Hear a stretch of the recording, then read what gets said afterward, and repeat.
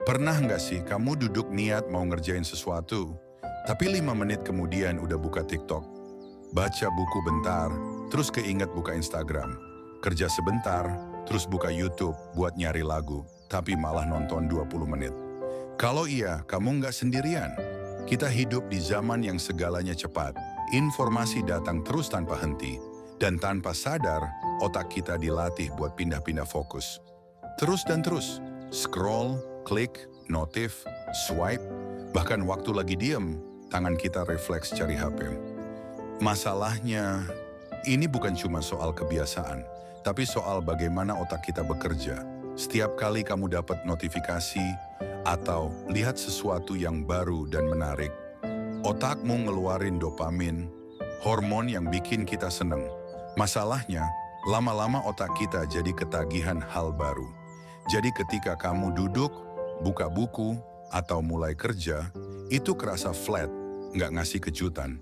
Makanya kita cepat bosan dan balik lagi cari hal lain yang bisa bikin klik.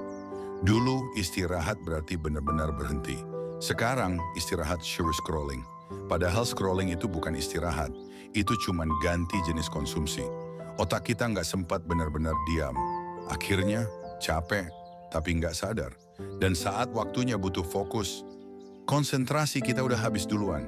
Kita bangga bisa multitasking. Tapi kenyataannya, multitasking bukan kerja cepat.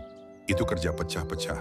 Penelitian bilang, setiap kali kita pindah fokus, otak butuh waktu untuk balik ke jalur. Kita pikir kita efisien. Padahal kita cuma bikin otak bolak-balik kayak lampu kedip-kedip. Fokus itu kayak otot, harus dilatih. Dan sama kayak olahraga, nggak harus mulai dari yang berat. Mulai dari hal kecil. Matikan notifikasi pas kamu kerja.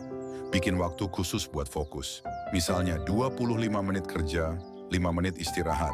Jangan langsung buka HP pas bangun tidur. Coba diam sejenak. Beneran diam, tanpa suara, tanpa layar. Dan yang paling penting, sadar kalau kamu punya kendali.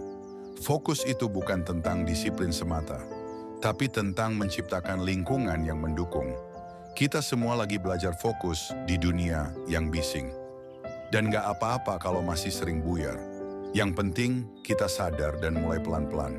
Karena fokus itu bukan tujuan akhir, tapi proses buat hadir sepenuhnya sama diri sendiri dan sama hal yang kita lakukan. Kalau kamu suka bahasan kayak gini, jangan lupa subscribe. Biar kita bisa terus ngobrol soal hal-hal yang kadang sederhana tapi penting.